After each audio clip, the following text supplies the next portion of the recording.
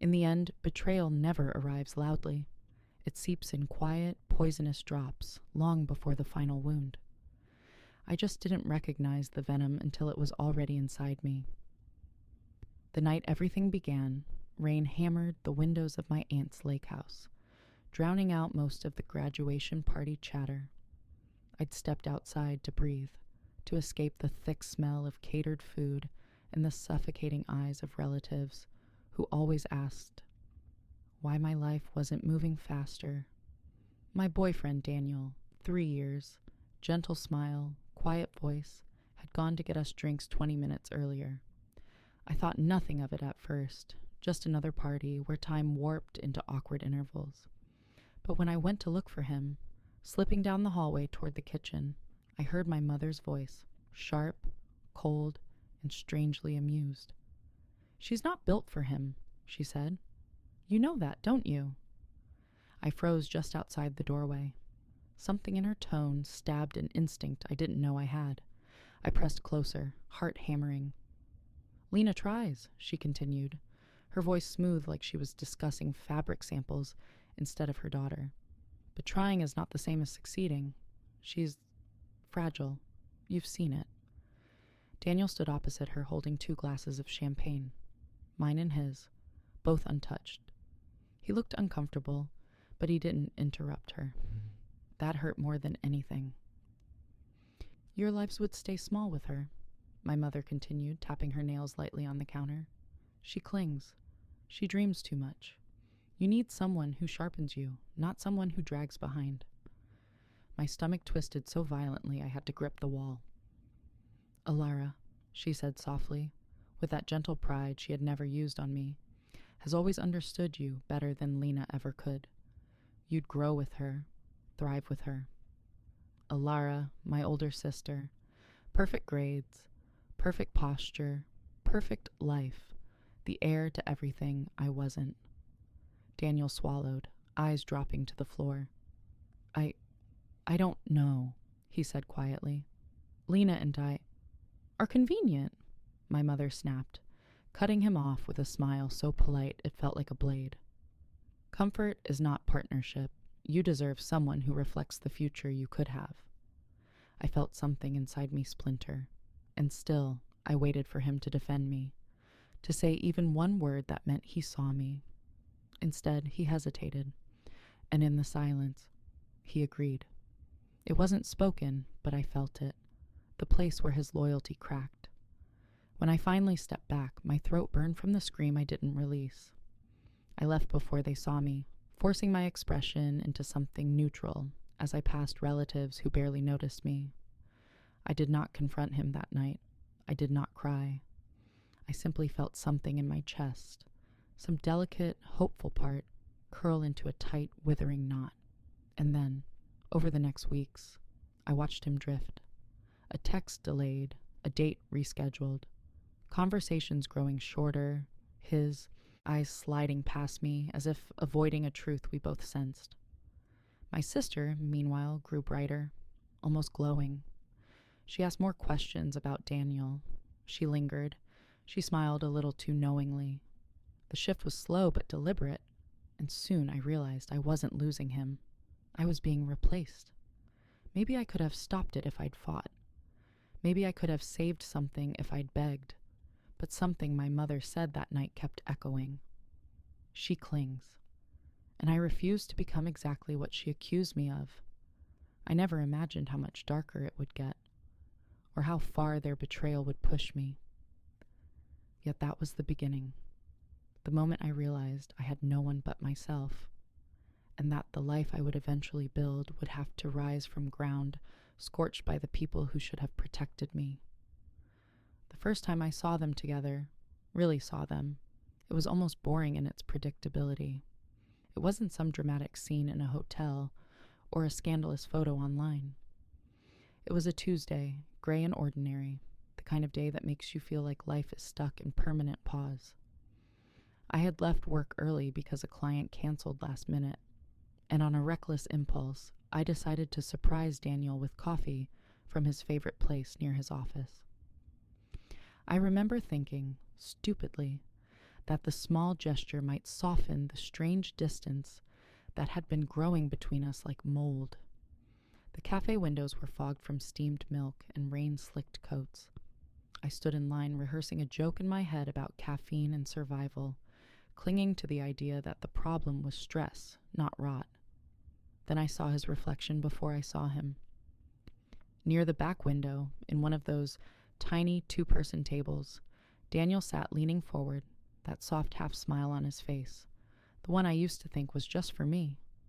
Opposite him, with her legs crossed and her hair pinned back like she was starring in her own movie, was Alara, my sister.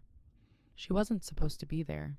She worked across town, busy with court dates and clients, and a life too important for random coffee.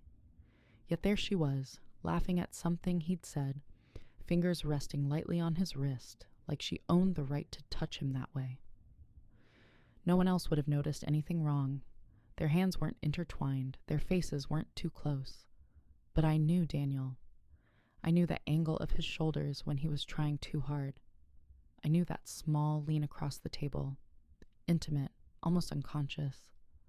I watched Alara tilt her head, that interested, focused expression she used on judges and clients, and, apparently now, my boyfriend.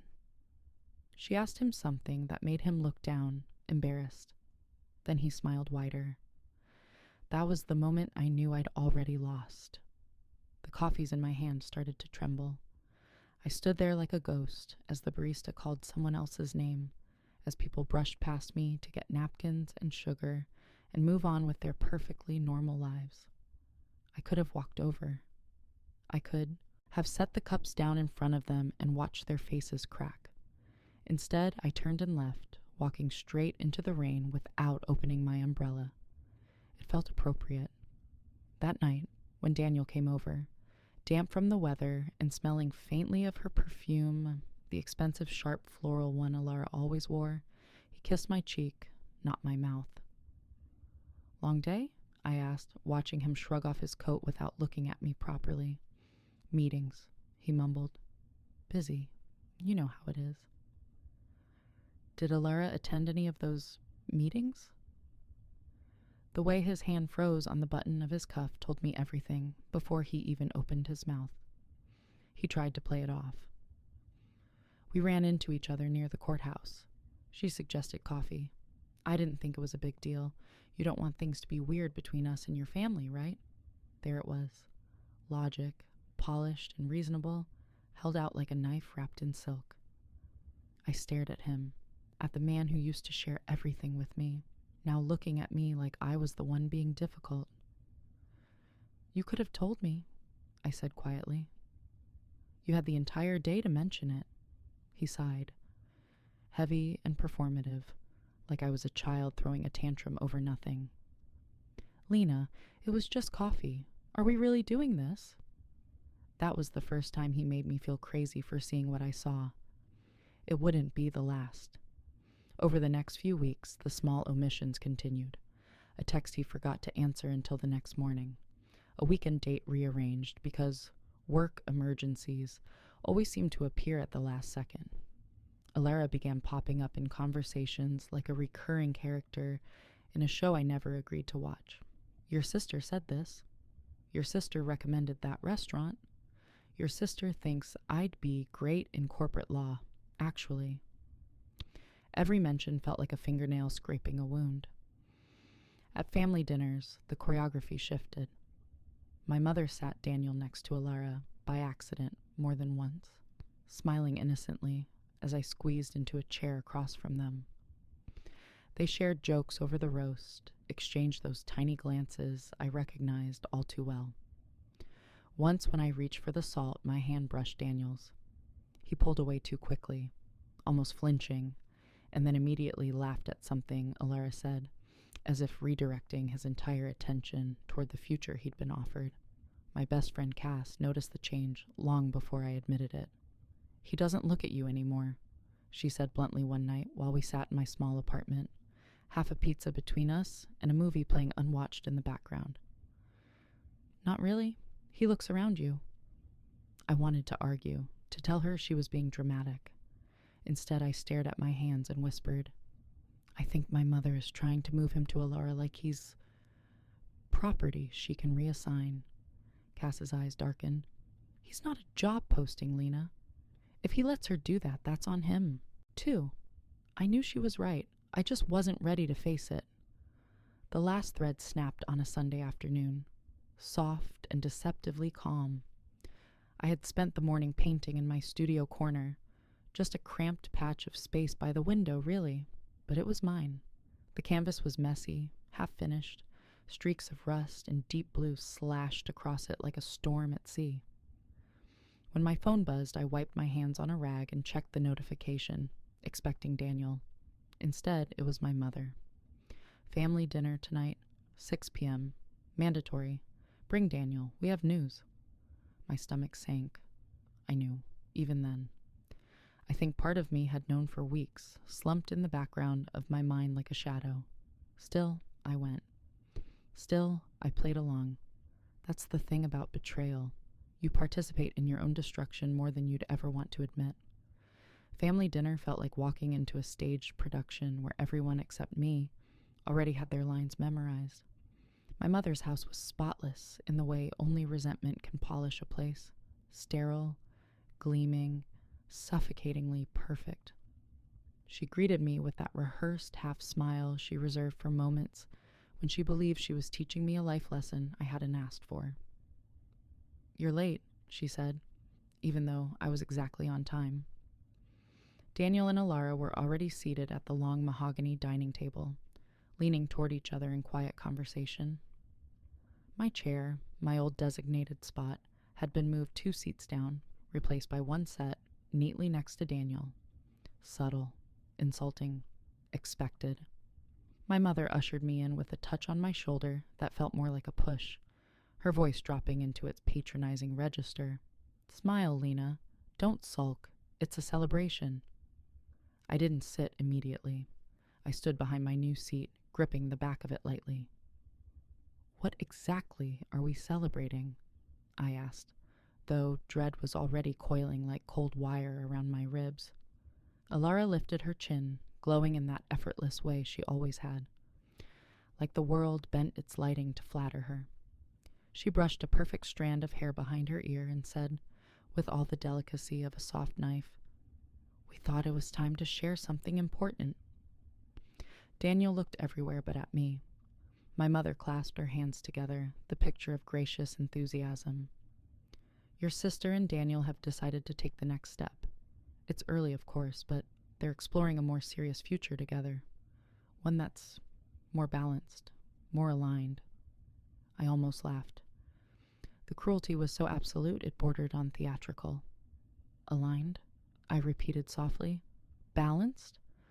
My mother arched an eyebrow, as if I were being unreasonable. "Don't be dramatic, Lena. You and Daniel have been drifting. It happens. But Alara and Daniel have a connection that's undeniable. We're all adults here." "Adults?" I whispered. "Is that what this is?" Daniel finally spoke, and his voice made me feel sicker than anything my mother or sister could have said. "I didn't want it to happen like this," he murmured. "But your mother is right. We've been struggling, Lena, and I can't ignore what I feel for Alara." He wouldn't even look at me directly, his eyes skimming across me like I was furniture. Alara reached for his hand, not dramatically, not triumphantly, but with confident ownership. "I didn't plan this," she said, though we all knew she was built from plans. "But your mother helped us understand that honesty was kinder than pretending." "Kind?" They used the word kind like it wasn't a blade. My mother leaned back, satisfied, sipping her wine as if she were the benevolent orchestrator of this beautiful, civilized betrayal. "You'll find someone who suits your nature, Lena," she said. "Someone gentler. Someone who won't be overwhelmed by your sensitivity. Daniel and Alara are equals in a way you can't be with him." The humiliation burned so fiercely I felt numb. I didn't scream. I didn't cry. I stood there and watched the 2 people I trusted, my sister and the man I once believed would marry me, link fingers like my heart was a minor casualty in their perfect alignment. "I'm leaving," I said quietly. My mother rolled her eyes. Don't make a scene. But I didn't. I simply walked to the door as calmly as if I were going to fetch something from the car. Daniel called my name once, weakly, almost out of obligation. Alara didn't bother. Outside, the evening air was cold enough to sting my cheeks, grounding me. I walked to my car in silence, hands trembling as I dug for my keys. But before I unlocked the door, something inside me snapped into sharp, icy clarity. I wasn't crying. I wasn't breaking. I was waking up. By the time I drove home, I already knew I was leaving the city. Maybe the state. Maybe everything I'd ever known.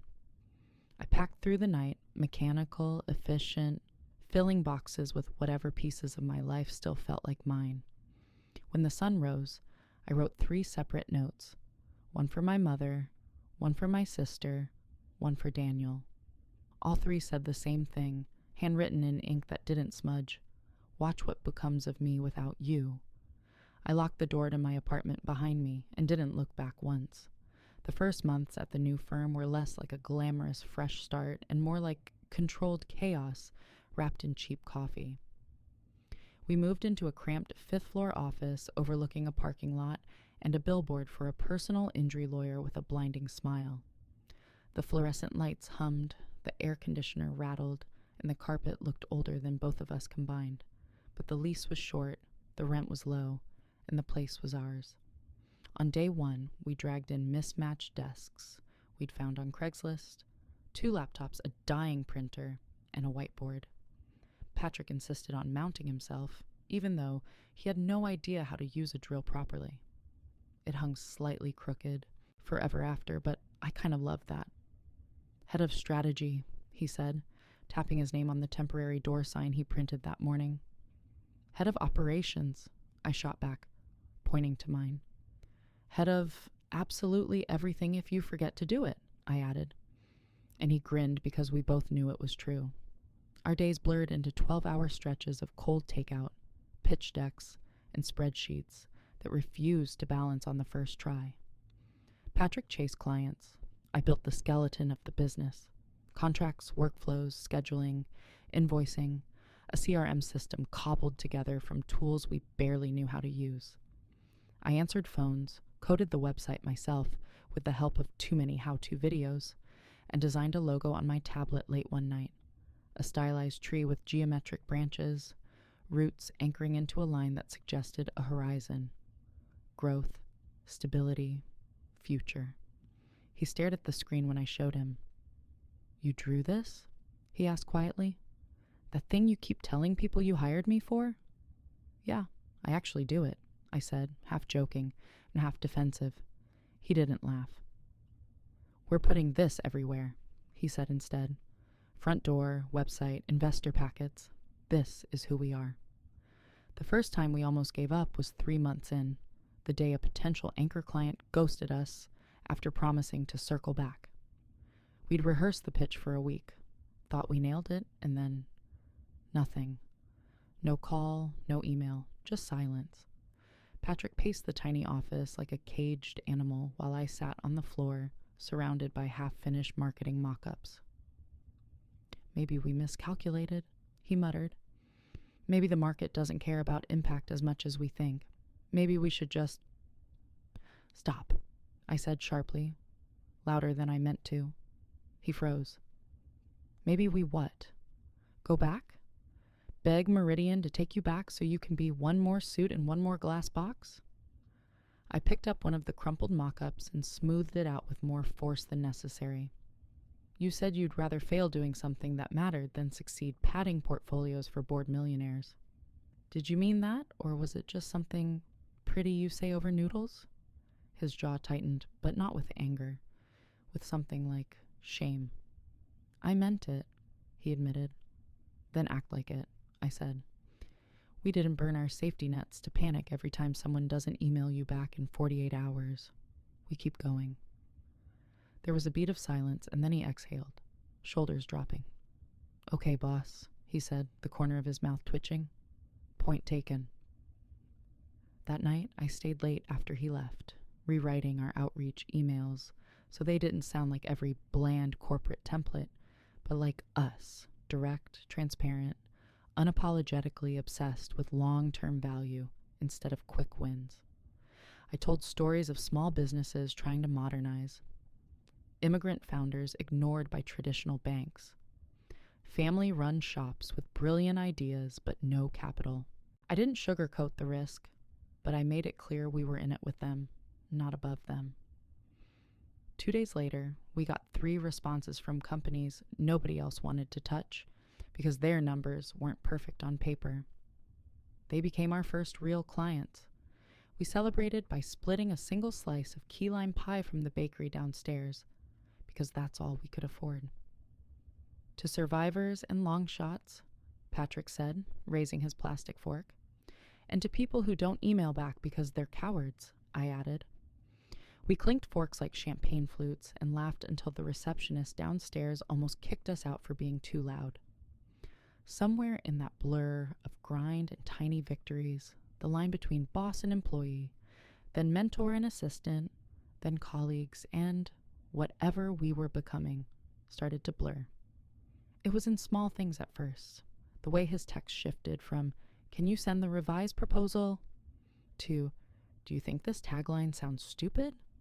The way he stopped calling me Davis in front of clients and started using my first name in meetings like he wanted them to remember it. The way he always walked me out to my car when we left late, even when his own was parked right next to the door. One night, a storm rolled in fast over the city, sheets of rain hammering the window while we worked through a stubborn cash flow model. The power flickered once, twice, then died. The office went dark except for the glow of the emergency exit sign and my laptop battery. Patrick swore under his breath, then laughed at how absurd we must look. 2 people trying to build a serious financial firm in an office that couldn't even keep the lights on. "This feels like a metaphor," I said dryly, for everything. We're trying to run with extension cords and borrowed furniture in a city where everyone else was born with a corner office. He sat back studying me in the weak light. "You know what I see, Fup?" he asked. 2 people still here at 11 o'clock, in a dead building, working on numbers nobody else would bother with, because they don't involve yachts or tax shelters. He shrugged. "If that's the metaphor, I'll take it." The rain beat harder against the window, drowning out the hum of traffic. For a moment, it felt like we were the only 2 people in the city. My chest tightened with something that wasn't just stress or exhaustion. "You're ridiculous," I said, but it came out softer than I intended. "Maybe," he said. "But if I'm ridiculous, you signed up to be ridiculous with me."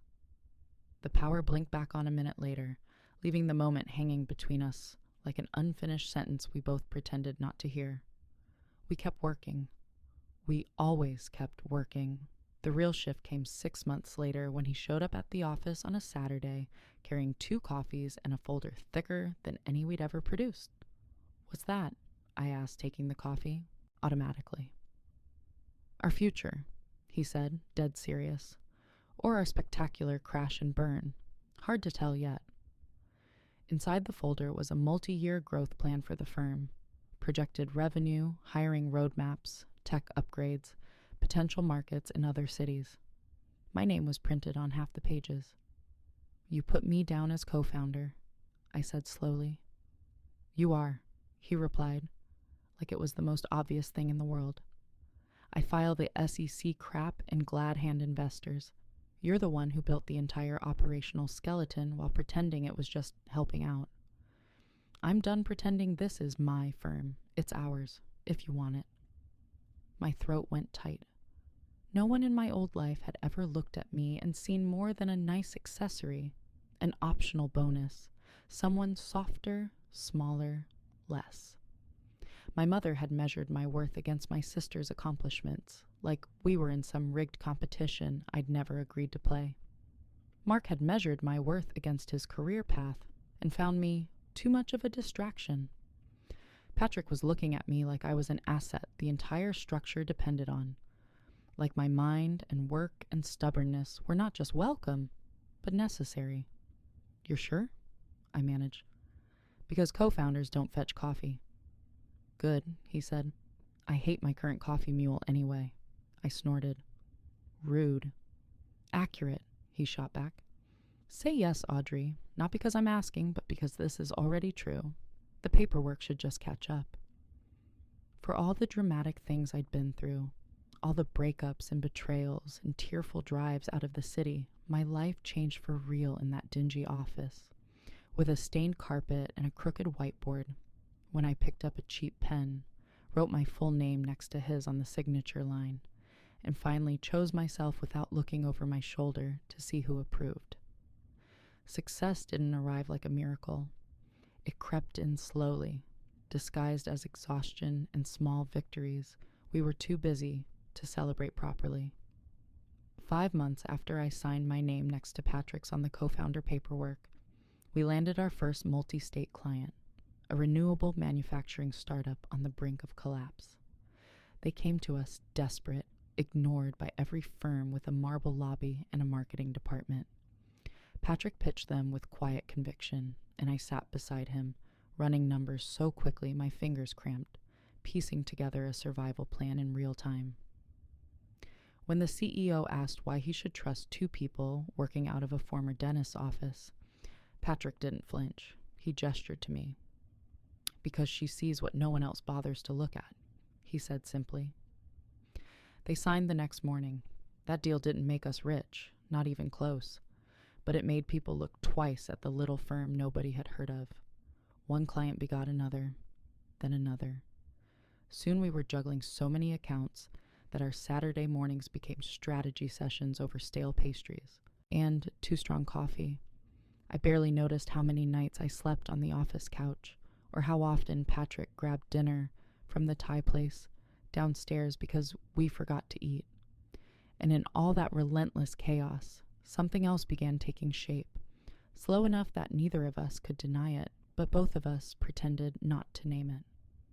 It was in the way he'd tilt his head when he listened to me speak in meetings, like he was seeing patterns only I could detect. It was in how our arguments shifted from tense frustration to productive friction, as if we somehow sharpened each other. It was in the night he found me crying in the supply closet, not because of heartbreak or my past, but because a deal had fallen apart after weeks of work. You deserve better than this, he murmured, pulling me into a hug I pretended not to lean into. Better than disappointment? I choked. Better than you carrying the weight of the company on your back, he whispered, voice rough. For a moment, the world shrank to the feel of his heartbeat under my cheek, steady and grounding in a way I wasn't prepared for. I stepped back first, wiping my eyes, pretending it never happened. He pretended too. We were good at pretending when the stakes were high. By the time we moved into a real office, a renovated loft space with exposed brick, floor-to-ceiling windows, and desks that didn't wobble, it felt like stepping into a version of our future we'd already lived in our heads. We hired 2 analysts, then a receptionist, then a junior associate who kept quitting other firms because she hated their ethics. Patrick handled the big picture vision. I managed the machine, turning chaos into something functional, scalable, alive. Investors started asking for meetings. Industry magazines wrote cautious articles about the unconventional firm challenging traditional models. My old life, my mother's condescending smirk, my sister's quiet, possessive triumph, Daniel's apologetic cowardice felt like a childhood nightmare fading in daylight. One night, after closing a deal that practically doubled our revenue for the quarter, Patrick insisted on taking me out to celebrate properly. Not takeout, not leftovers, actual food, he declared. We found a candlelit Italian restaurant tucked between a wine bar and a plant shop, the kind of place with warm lighting and music soft enough to feel intimate. He ordered a bottle of wine that cost more than what my entire rent used to be. I teased him about it, but he shrugged. You built half this victory, he said. You deserve to drink something that doesn't taste like printer ink. Dinner felt easy in a way it never had with anyone before. I laughed more than I had in years. Real laughter, not the brittle, polite kind I'd used with Daniel. When the check came, Patrick walked me to my car like he always did. The winter air was sharp, the sky clear, the street quiet in that rare, peaceful way cities sometimes grant as a mercy. We stopped beside my door, neither of us reaching for the handle. The world felt suspended, humming with unspoken acknowledgement. He looked at me, not the way Daniel used to, evaluating me like a puzzle that didn't quite fit, but like I was someone whose presence steadied him, someone he trusted, someone he wanted. "Audrey," he murmured, voice low, as if saying my name alone was a confession. My stomach flipped, not with fear, not with uncertainty, but with the devastating recognition of something I'd been refusing to name since the night the power went out in our old office. He stepped closer, just enough that I could feel his breath in the cold air, and for a second I thought the moment would break open into something irreversible. But then he exhaled sharply and stepped back, running a hand through his hair like he was forcing himself awake. "If I cross this line," he said quietly, "I don't come back." My heart slammed against my ribs. "Then don't cross it," I whispered, even though a part of me was begging him to. He nodded once, eyes dark, throat tight, then forced himself to walk away. I sat in my car for a long time afterward, gripping the steering wheel, breathing in uneven pulls. I wasn't confused. I wasn't naive. I knew exactly what had almost happened. I also knew something else. Whatever was happening between us wasn't going away. Not with discipline, not with distance, not with denial. It was going to change everything. And deep down, in the part of me that remembered every humiliation my family ever fed me, I realized I wasn't afraid of that. I was starving for it. The line we didn't cross that night became a living thing, silent, sharp, and always in the room with us. It sat in meetings, hovered over late-night strategy sessions, and threaded itself through every glance that lasted a beat too long. Some days it felt like a shield. Other days it felt like a fuse, waiting for the smallest spark. But we kept moving, building, expanding. The firm grew faster than either of us could fully absorb. Clients began calling us instead of the other way around. My inbox overflowed with people asking for consults, interviews, partnerships, and in the middle of that momentum, the first real threat to what we were building arrived. Nothing dramatic at first, just an email, a simple, sterile email from a Philadelphia address I recognized instantly, even though I hadn't seen it in years. Elizabeth.Davis and White Legal. Com, my sister. My pulse kicked hard against my throat as I opened it. The message was short. Too short. "Congratulations on your firm's recent expansion. Impressive work. I'll be in Chicago next month for a conference. Dinner?" No apology. No acknowledgement of the years of silence. No mention of Daniel. Just a casual invitation framed like she hadn't detonated my life and watched me sweep up the pieces alone. I stared at the screen long enough for the words to blur, unsure if I wanted to laugh or throw up. Patrick noticed instantly. He always noticed. "You look like you're reading a death threat," he said lightly, though his eyes sharpened as he approached. I turned the screen toward him. His jaw clenched. "She has nerve," he muttered. "She has an empire that's probably cracking," I said. "She smells weakness like a shark." He crossed his arms, watching me carefully. "Are you going to respond?" "I don't owe her anything," I said. But the truth slithered beneath it. I wasn't sure what answering would even mean anymore.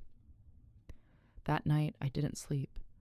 I lay awake staring at the ceiling of my apartment, the first place in years that actually felt mine, thinking about the version of me that once cried over those people, the version they tried to reduce, the girl who wrote "Watch What Becomes of Me" without you, and then drove out of the city like she was escaping a crime scene. I didn't want dinner with my sister, but I also didn't want to run from a ghost. The next morning, I drafted a response that wasn't warm, wasn't cold, just factual. "I'm busy. Another time." I hovered over the send button until my finger tightened, then tapped. A small, precise boundary. Patrick didn't push. He respected my silence, but I caught him watching me more closely over the next few days, as if he sensed something shifting in the air. Meanwhile, the space between us kept tightening. We both felt it, even if we pretended not to. It came to a head one night when we were reviewing a proposal for a tech client whose ethics I didn't trust. "They're profitable," Patrick argued, pacing the room. "We need this deal to break into their sector." "They're parasites," I shot back. "They hide predatory practices under greenwashing. If we sign with them, we become exactly like the firms we started this company to fight." "You're letting your emotions override logic," he said. "You're letting your greed override principles," I snapped before I could stop myself. He froze. The silence that followed wasn't just tense. It was surgical. "Say that again," he said quietly. The room pulsed with something raw and dangerous. "Patrick," I tried, already regretting it, but he cut me off. "No. You actually believe that?" His voice wasn't angry. It was hurt. And that hurt hit me harder than any argument could. "I don't," I said, stepping closer. I was frustrated. I said it wrong. "No," he said, shaking his head slowly. "You're not wrong about the client, but don't you ever think I value money more than the reason we built this?" His eyes were dark, burning with the truth of who he was. Stubborn, principled, relentless. I felt something loosen inside me, something I'd held tight for too long. "I know," I whispered. "I know exactly who you are." And there it was, the spark. He stepped toward me the same moment I stepped. Toward him, like gravity had finally stopped humoring our denial. His hand brushed mine, just a graze, but it hit like electricity. "We can't keep doing this," he said, though he didn't move away. "I know," I whispered again, breath shaking. "But we are." For one suspended second, we hovered on that impossible line, the one we'd drawn and danced around for almost a year. His forehead touched mine. His breath warmed my lips. And then he pulled back. Not out of fear, out of discipline that made my chest ache. "Not like this," he said, voice raw. "Not when you're dealing with them. Them. My past. My ghosts. My unfinished wounds." He was right. We were on the edge of something irreversible, but it couldn't happen in the shadow of people who had once destroyed me, not while their influence still haunted my steps. "Then we wait," I said, though my entire body screamed against it. He nodded once, jaw tight, hands clenched like he was fighting himself. "We wait," he echoed, but the space between us didn't widen after that. It got smaller, tighter, charged, and deep down I knew one thing with terrifying clarity. Whatever storm was coming next, my family, my past, the ghosts clawing their way back, it was going to collide directly with the one thing I never expected to find in this city. Him. The storm didn't hit all at once. It seeped in, slow and insidious, the way rot starts beneath the floorboards before anyone notices the smell. It began with another email, this time not from my sister, but from my mother. I hadn't seen her name on a screen in years. "Your sister tells me you're doing well. I'll be passing through Chicago soon. We should reconnect." No apology, no acknowledgement, no hint of remorse for orchestrating the implosion of my life, like it was some family improvement project. Just an expectation that I would accommodate her, as if she were still the axis around which my world turned. I didn't respond. But silence wasn't protection. It was an invitation for escalation. 2 days later, she called my office. My office. The receptionist's knock on my door was hesitant, like she already knew something was off. "A woman is asking for you," she said. "She says she's your mother." My blood iced over. I hadn't spoken that word, mother, about her in years. I stood so abruptly, my chair almost toppled. Patrick must have sensed something through the glass wall between our offices, because he looked up instantly, eyes darkening. I ignored the call. I ignored the second. But the third came through, marked urgent, and the fourth, and then an email from an employee downstairs. There is a woman waiting in the lobby who says she's here for you. She refuses to leave, and there it was. The thing I hadn't prepared for. She came to me, in person, like a crack in the foundation of the new life I'd built. Like she was testing whether the woman I'd become was still the same, obedient daughter she once sculpted. I took the elevator down with a steadying breath, each floor descending like a countdown. When the doors opened, my mother stood in the lobby wearing a tailored coat in winter white wool, her posture impeccable, hair swept back, pearls gleaming. She looked exactly as she had the day she told my ex-boyfriend I was the lesser daughter. Polished, cold, utterly convinced of her righteousness. "Lena," she said, stepping forward with a smile that did not reach her eyes. "You look different, stronger, harder, unreachable." She didn't say the words, but they flickered across her expression like static.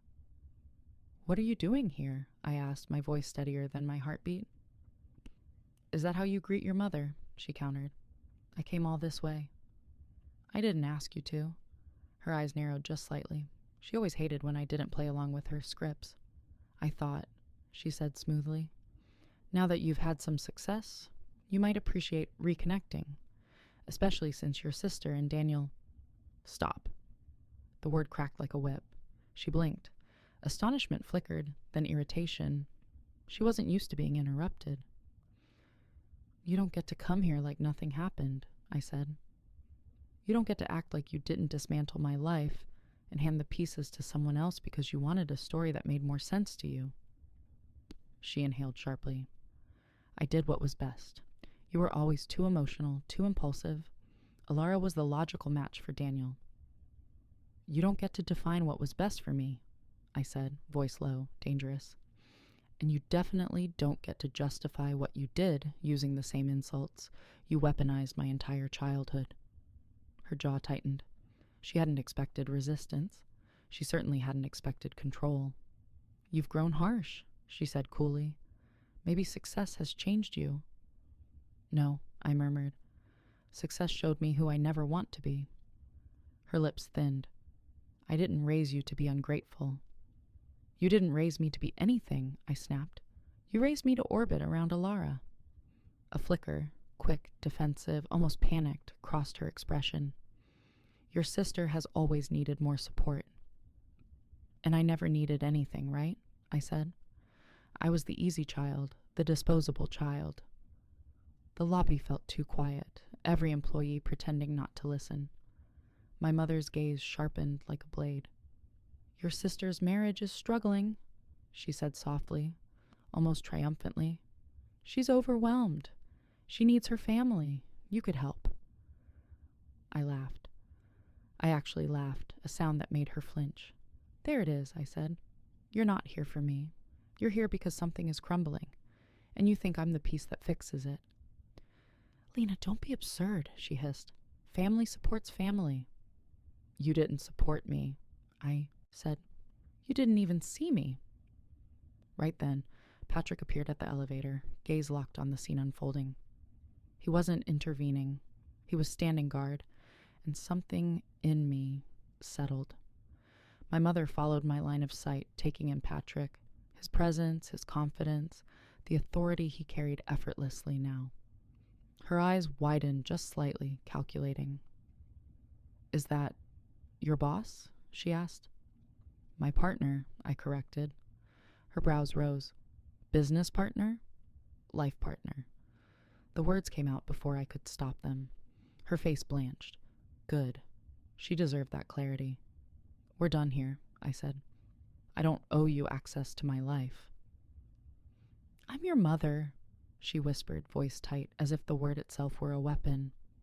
"And I'm not your project," I replied. "Not anymore." She didn't follow when I turned away. She didn't speak another word. For the first time in my life, she had nothing left to take from me. And when the elevator doors closed between us, I didn't feel guilt. I didn't feel fear. I felt freedom, raw, earned, and absolute. My mother's visit should have been the peak of the storm, but storms don't peak. They mutate. They shift shapes. They come back wearing different faces. In the days after the lobby confrontation, I kept waiting for backlash. A dramatic email, a guilt-soaked voicemail, a surprise appearance at my apartment. But silence followed instead, thick and unnatural. It felt like the pause between lightning and thunder, the moment when the air holds its breath before everything splits open. Meanwhile, Patrick grew more protective without ever saying the words. He walked me to my car every night, lingered at my office door in the early mornings, watched my expression in meetings, as if gauging how much of the past had crawled its way back under my skin. But neither of us addressed the thing pressing between us. The unresolved tension, the pulled tight thread connecting us like fate, was waiting for us to make the next move. It didn't snap. It stretched. And then, one evening, it yanked. I was leaving the office late, nearly 9:30, when I recognized a figure standing across the street, partially hidden beneath the awning of a coffee shop. Even with the dim streetlights, I recognized the posture instantly. The slouched shoulders, the uneven weight distribution, the way he looked around like he was checking for witnesses rather than waiting for someone. Daniel. My chest seized. He hadn't aged badly. If anything, he just looked tired, like life had been grinding him down inch by inch. His suit was wrinkled, his tie loose, his hair overgrown as if he hadn't bothered to care. But his eyes, when they lifted and found mine, they were the same eyes that once looked at me like I was optional, interchangeable, replaceable. He stepped off the curb, hands raised slightly in a peacekeeping gesture. "Lena," he said, voice cracking like he'd rehearsed the name 100 times and still wasn't sure he deserved to say it. "I need to talk to you." Everything in me recoiled. There's nothing to talk about. "Please." He glanced toward the building behind me. "Not here." Then nowhere. I turned, but he moved faster than I expected, not touching me, but stepping into my path. Desperation etched in the way his chest rose too fast. "I'm not here to fight. I'm not here to... God, I don't even know what I'm supposed to say, but I need you to hear something." "I don't need to hear anything," I said, voice steady though my hands were trembling. "Lena, everything's falling apart." His voice splintered mid-sentence, and suddenly the weight he carried was visible. Humiliation, regret, something like fear. "The firm is collapsing. Ilara and I..." "No," I cut in. "You don't get to come to me when everything you traded me for rots in your hands." He swallowed hard. "I know. I know what I did. I know how badly I hurt you." "Do you?" I spat. "Because sometimes I wonder if you even remember it, or if it's just a footnote in your story." "It wasn't a footnote," he said quietly. "It was the worst decision I ever made." I scoffed. "You didn't look very conflicted when you were in bed with my sister." He winced like I'd struck him. "I was stupid," he whispered. "Weak. I saw something easy and familiar and shiny," I added. "Don't forget shiny. My mother practically gift-wrapped her for you." Shame swallowed him whole. "I should have stood up for you. I should have defended you." "You should have loved me," I corrected, letting the truth sit heavily between us. "But you didn't. Not enough. Not in the right way. Not at the right time." Cars passed, headlights glaring. The city hummed around us. And for the first time, I didn't feel like the girl he destroyed. I felt like someone standing on higher ground, looking down. "I'm not asking you to take me back," he said suddenly, panicked by my silence. "I'm not here for that. I'm here because I needed to apologize before everything in my life collapses." "No," I said softly. "You're here because you want relief from your guilt. That's different." His breath faltered. "I don't deserve forgiveness," he admitted. "Good," I said. "Because I'm not offering it." He nodded, defeated, and stepped back, as if the distance hurt. She envies you, he said quietly. Elara. She always did, even when she pretended she didn't, especially after we... He didn't finish. He didn't have to. Your success eats at her, he continued. Your independence. The fact that you built something without needing anyone. I did need someone, I corrected, and for the first time I felt it, not as shame, but as truth. I needed myself. A car pulled up behind me with familiar headlights. Patrick, he got out, slowly, gaze sweeping over the scene with a coldness I'd never seen him use on anyone except predatory executives. He came to my side without asking questions, without posturing, without needing to be announced as anything. He simply stood beside me, solid, protective, unshakable. Daniel swallowed hard. I should go. Yes, I said. You should. He hesitated, searching my face for something. Absolution, maybe, closure, but I wasn't obligated to give him either. He turned and walked away, shoulders hunched like the weight he carried might finally crush him. When he disappeared around the corner, Patrick exhaled slowly. Are you okay? He asked. Yes, I said, surprising myself with the certainty. For the first time, yes. Patrick's hand brushed mine, barely, unintentionally, instinctively. But something ignited in that slight contact, something undeniable, something that didn't feel like crossing a line.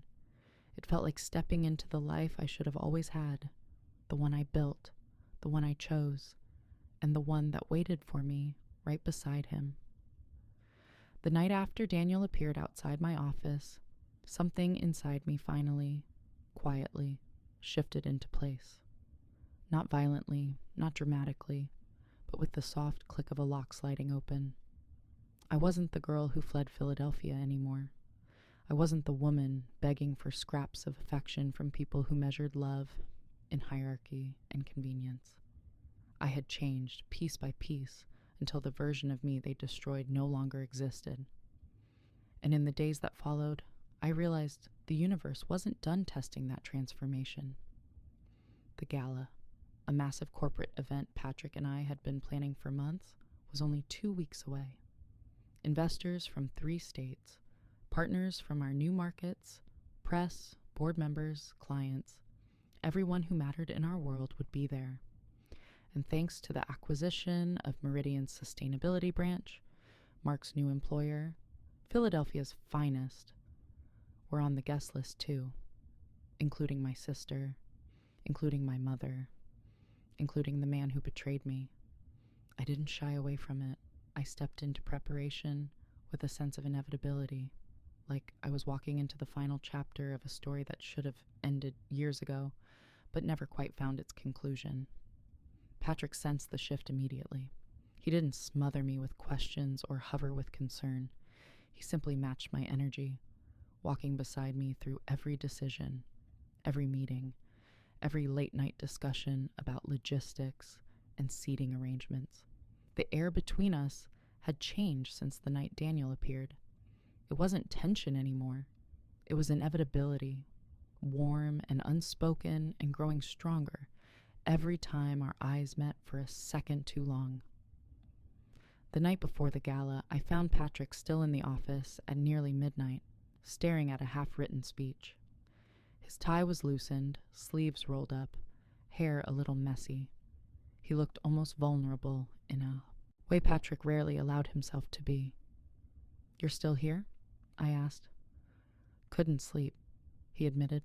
Too much noise in my head. About tomorrow? About you. The words didn't crash or shock. They landed with the quiet force of something that had been true for a long time. My heart beat once, heavy and echoing, but I didn't speak. I walked to him and took the seat beside his desk. Tell me, I said. He exhaled, a shaky breath he probably didn't intend me to hear. I don't want tomorrow to blindside you, he said. Seeing them all together, your mother, your sister, your ex, it's going to hit you in ways you won't expect. And if anything happens, you need to know I have your back." "I know," I said softly. "You always have." His eyes found mine across the dim room. "And you need to know something else," he added slowly, like someone tiptoeing toward the edge of a cliff. "You're not doing this alone. Not anymore." The room felt too small for everything unsaid between us. But he didn't touch me. I didn't touch him. We weren't crossing the line yet, but we were standing on it. When I arrived at the museum the next evening, the lights glittering across marble floors and glass displays, I felt strangely serene, confident, whole. Guests filtered in, executives, analysts, journalists, investors, faces I'd come to know through the years of building a company brick by brick, night by night. And then, like a shift in the atmosphere, they appeared. My mother, my sister, Daniel. They walked in as a single unit, the same way they had once walked over me without hesitation. But this time, I didn't shrink. I didn't break. I didn't even flinch. I stood in the center of the room, surrounded by people who respected me, beside a man who valued me, in a world I'd built from nothing. They approached cautiously, hesitant, unsure. My mother's eyes darted around the room, calculating, adjusting, recalibrating her worldview in real time. Alara looked pale under the soft museum lights. Her confidence cracked around the edges like a porcelain vase, hit just slightly too hard. And Daniel, he looked small, not physically, but existentially, like a man confronted with a version of reality he had never considered possible. "Lena," my mother began, her voice too smooth, her attempt at warmth too brittle. "This is impressive." "It is," I said simply. No over-explaining. No hunger for approval. No wounds left to reopen. Patrick approached then, placing a gentle but unmistakable hand at the small of my back, possessive only in the sense of protection, grounding me, anchoring me. My mother's eyes widened slightly. Alara blinked rapidly, understanding dawning too slowly for someone who always prided herself on foresight. And Daniel? He looked at Patrick the way a drowning man might look at someone standing safely on shore. Patrick offered a polite, professional greeting, nothing more, nothing less, but it was enough to make it clear where I stood now, who stood with me, and who didn't matter anymore. The gala went on in a blur of clinking glasses, soft jazz, speeches, and laughter. But the moment that sealed everything came later that night, after the final guest had left, after the lights dimmed, after silence reclaimed the museum. Patrick and I stepped out onto the balcony, overlooking the city skyline, the cool night air brushing against the heated pulse beneath my skin. He turned to me slowly, as if giving me time to pull away if I chose. I didn't. "It's over," I whispered. "It's done." "No," he said quietly, brushing a strand of hair behind my ear with a tenderness that reached a part of me I'd thought long dead. "It's beginning." And then, finally, inevitably, he kissed me. Not with urgency or desperation, but with the kind of certainty that rebuilds the world around you. A kiss that made every version of my past feel like the prologue to the life I stepped into at that moment. The life I chose. The life I earned. The life I deserved. When we finally broke apart, breathless, the city glowed beneath us. And for the first time in years, I didn't feel haunted. I felt free. Completely, irrevocably free.